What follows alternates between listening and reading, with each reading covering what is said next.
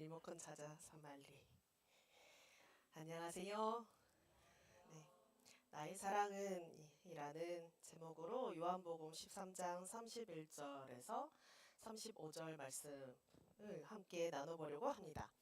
다 같이 한 목소리로 함께 읽어주시면 좋을 것 같아요. 함께 읽어볼게요. 시작. 유다가 나간 뒤에 예수께서 말씀하셨다. 이제는 인자가 영광을 받았고 하느님께서도 인자로 말미암아 영광을 받으셨다. 하느님께서 인자로 말미암아 영광을 받으신다면 하느님께서도 몸소 인자를 영광을 주실 것이다. 아니 이제 곧 주실 것이다. 나의 사랑하는 제자들아, 내가 너희와 같이 있는 것도 이제 잠시뿐이다. 내가 가면 너희는 나를 찾아다닐 것이다.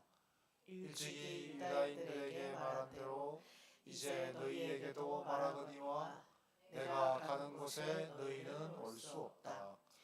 나는 너희에게 새 계명을 주겠다. 서로 사랑하여라. 내가 너희를 사랑한 것처럼 너희도 서로 사랑하여라. 너희가 서로 사랑하면 세상 사람들이 그것을 보고 너희가 내 제자라는 것을 알게 될 것이다. 네. 예수님께서 십자가를 앞두시고 제자들에게 남기신 말씀과 그 장면입니다. 단순하고도 깊은 한마디의 새 계명을 주시고 가셨습니다. 서로 사랑하십시오라고 하는 말씀입니다. 이 말씀은 감정뿐만이 아니라 우리가 잘 알다시피 예수님께서 말씀하셨던 어떤 정의와 어떤 생명들과 어떤 평화의 연대들로 실현되는 사랑입니다. 그리고 이 사랑은 우리의 역사 속에서 쭉 이어져 온 그 여정 가운데 고통과 저항과 그리고 회복의 자리에 늘 깃들어 있었습니다. 지금 보시는 사진은 잘 보이시지 않을 텐데요. 80년 5월 광주에서 한신대학교 역시 침묵을 깨고 시위를 하고 광주의 폭압에 대해서 외쳤던 시기가 있었습니다.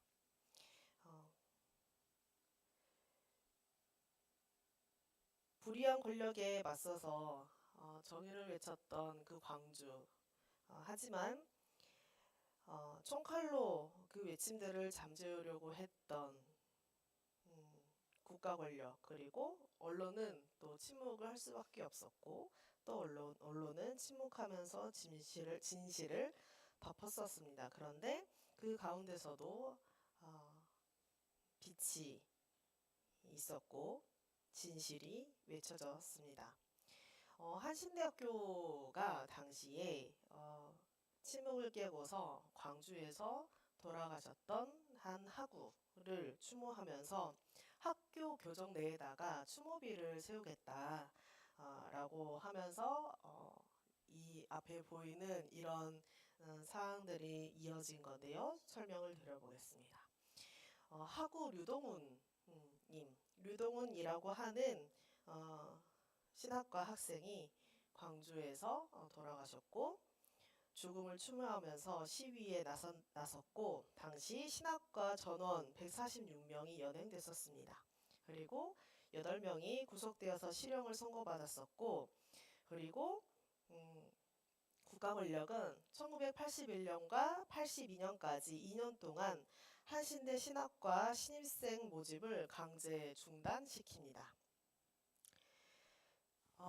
그러다가 마침내 작년 2024년 1월 진실화해를 위한 과거사 정리위원회에 의해서 이 국가폭력들이 정의로운 저항의 과정들이었고 한신대의 예정들이 그리고 중대한 인권 침해의 피해가 맞다라고 하는 공식적인 인정을 받게 되는 그런 과정들이 있었고 여기에서 보는 내용들이 그 관련한 내용들입니다. 그래서 81년도, 82년도에 신학과 학생 모집 중지로 인해서 학생들이 반발할 것을 대비해서 뭘 어떻게 하고 저렇게 하고 이러한 내용들이 쭉 들어가 있습니다. 그래서 문교부는 이렇게 할 것이고 조치사항은 이렇게 하라라고 하는 내용들이 쭉 들어가 있는 내용입니다.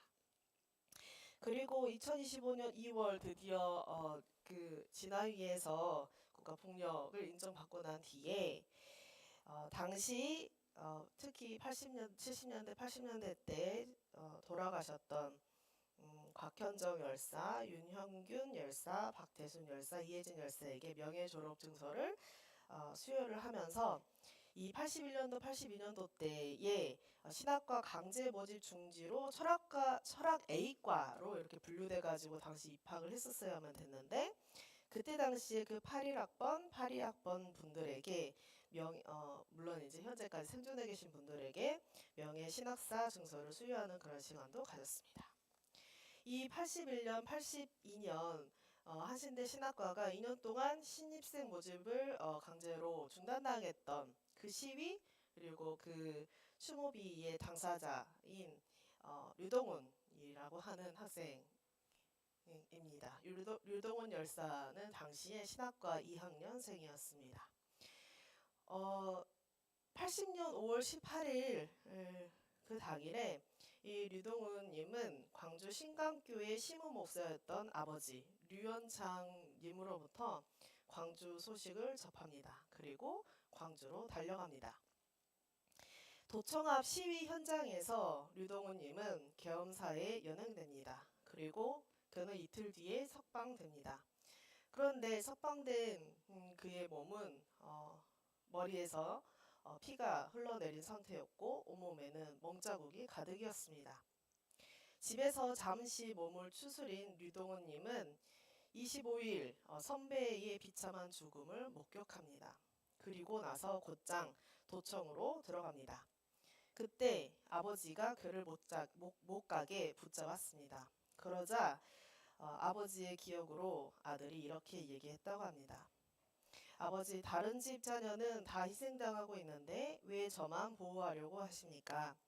역사가 병들었을 때 누군가 역사를 위해 십자가를 져야만 큰 생명으로 부활한다고 하지 않았습니까? 라고 하는 그런 내용이었다고 합니다. 아버지 류연창님은 결국 아들인 류동훈님을 붙잡지 못했습니다. 왜냐하면 그렇게 얘기했던 말이 자신이 평소에 설교했던 내용이었기 때문입니다. 집을 나서기 전에 류동훈은 한 줌의 죄가 된다면 어느 이름 모를 강가에 조용히 뿌려다오 라고 하는 내용을 일기장에 쓰고 갔습니다. 그는 시민학생수습대책위원회에서 일을 하면서 시신을 찾는 일을 맡았습니다. 27일 새벽에 아버지인 류현창님은 뜬 눈으로 밤을 새우면서 기도를 했지만 끝내 아들은 돌아오지 않았습니다. 광주 이후 이 가족들은 광주에 머무는 것이 너무 고통스럽고 힘들어서 대구로 이사가서 계속 지내고 계십니다. 류동훈님의 어머니는 가슴이 너무 아파서 아직까지도 한 번도 사진에 보이는 묘소에 가신 적이 없다고 합니다. 남도에서 이맘때면 하얗게 피는 꽃 이팝나무 아시죠? 이렇게 흰색으로 멀리서 보면 이 이팝나무의 어원 중에는 멀리서 볼 때 흰 쌀밥처럼 생겼다고 해서 이팝이라 불렸다라고 하는 설이 있다고 합니다.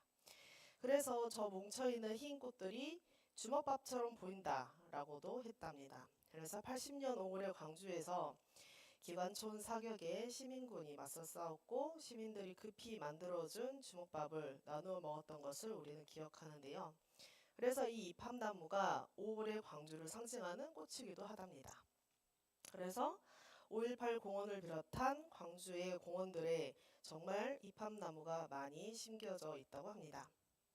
사랑하는 사람, 내 이웃 혹은 가족을 잃은 분들, 희생자분들, 생존자분들 그리고 아까 성찬 이후 때 함께 나눴던 트라우마에 시달리고 있는 수많은 분들이 오늘 함께 살아가고 있습니다. 그들을 모두 우리 함께 기억합니다. 수개월 전에 저는 섬돌 전화로 어떤 연락을 받았습니다. 양심 고백을 하시고자 연락을 주신 것이었습니다. 광주에서 아마 행정병으로 있으셨던 분인 것 같은데 계엄군 소속이셨습니다. 2,000명가량이 5월 광주에서 희생됐다라고 하는 그런 내용을 너무너무 힘겹게 이야기를 해주셨습니다. 그간에 곳곳에 언론에도 그리고 일반기념재단 등 곳곳에 용기 내어서 본인이 양심 고백을 했었으나 결정적인 증거가 없어서 채택이 되지 않았던 내용들이라고 하소연하셨습니다. 그러나 그가 계속해서 그 전화를 붙잡고서 이야기했던 내용들과 그 말씀들에는 거기에 깃든 죄책감 그리고 그 공포, 충격들이 너무나도 세세하고 너무나도 고통스러웠습니다. 45년이 지났지만 계엄군이었던 이들 중에서도 시민들이었던 이들도 시민군 그리고 혹은 당대를 함께 겪었던 수많은 분들도 이 국가폭력 앞에 깊은 상흔을 입고 고통에 몸부림치고 있습니다. 80년 광주에서 일어났던 움직임은 44년여 뒤인 작년 24년 12월 3일에도 이어졌습니다. 그날 또다시 계엄령이 선포되고 시민들은 또 달려가서 온몸으로 막아섰습니다. 그리고 우리가 기억하듯이 여성과 성소수자와 농민과 청년과 장애인과 이주민까지 모두가 함께 광장을 메우고 메웠습니다. 서로가 서로에게 빛이 되었고 누구도 배제되지 않도록 서로의 힘이 되어서 민주주의를 함께 지켜나가려고 여전히 애쓰고 있으며 다양한 우리가 더 나은 민주사회를 새로운 세상을 구축하자고 입을 모아가고 있습니다. 이 모든 저항은 다양한 양태와 다양한 빛깔로 연결된 고통스럽기도 한 사랑의 발로였다고 여깁니다. 작고 소박한 일상의 한 장면을 위해서일지언정 혹은 그이들이 무언가를 혹은 누군가를 사랑하지 않았다면 그렇게 움직일 수 없었다고 여깁니다. 이 땅의 일상의 평화 혹은 일상의 정의는 침묵하지 않는 사랑으로 출발합니다. 그 걸음들은 예수님이 몸소 보였던 사랑과 이어집니다. 광주 민중항쟁 2024년부터 수개월 동안 이어졌던 12월부터의 그 저항들, 이 모든 역사에는 또한 기억하는 이들의 어떤 책임 같은 것들이 담겨 있습니다. 우리가 5.18을 잊는다면, 우리가 역사와 이웃의 삶에 깃든 그 고통을 지우려 한다면, 우리가 내란 사태에서 경험하고 만든 연대의 끈들을 이어가고자 하지 않는다면, 계속해서 말하지 않는다면 역사는 다시 어둠으로 돌아갈 것입니다. 진실은 기억될 때 살아있고 사랑은 행동할 때 역사합니다. 오늘 본문에서 예수님은 말씀하셨습니다. 너희가 서로 사랑하면 이로써 모든 사람이 너희가 내 제자인 줄 알리라. 예수님은 내가 너희를 사랑한 것과 같이 너희도 서로 사랑을 하고 하셨습니다. 참으로 어렵습니다. 나의 사랑은 어떤 모습인가? 우리의 사랑은 어떤 모습인가? 왼쪽이 당시 그 추모비 제막식을 하는 모습이고 오른쪽은 현재의 모습입니다. 류동훈님의 그 추모비입니다. 정말 어렵습니다. 이 사랑은 어디로부터 시작되는가? 이 사랑은 그래서 어떤 길로 가고 있는가? 이 역사 앞에서 오늘 저는 또 여러분들은 우리들은 어떻게 살 것인가? 무엇을 사랑하겠는가? 쌓이고 쌓인 슬픔이나 한이나 고통이 우리를 부르는 것 같을 때, 우리를 부를 때 어떻게 응답할 것인가? 우리의 사랑은 어떤 양태이며 무엇을 사랑이라 부를 수 있을까라고 하는 고민들이 이어집니다. 여러분들의 사랑은 어떤 모습입니까? 예수께서 보이셨던 다채로운 사랑의 길들이 있습니다. 오늘 우리 역시 각자의 밧줄들로 얽어서 이어갈 수 있기를 소망합니다. 예수께서 보이셨던 다채로운 사랑의 길을 각각의 여정에서 각각의 모양대로 붙잡을 수 있기를 소망합니다. 경합하고 고뇌하며 정의를 찾고 모든 생명을 포괄하려고 어렵지만 애써가며 모두의 평화를 위해서 기억하며 또 각자의 책임으로 하나님 나라의 꿈을 살아가고자 애쓰는 여러분들과 모든 이들에게 그에게 한없는 위로와 쉼, 축복이 가득하기를 빕니다. 우리의 사랑은 어떤 모습이어야 할까요? 함께 고민하면서 잠시 침묵으로 기도하시겠습니다.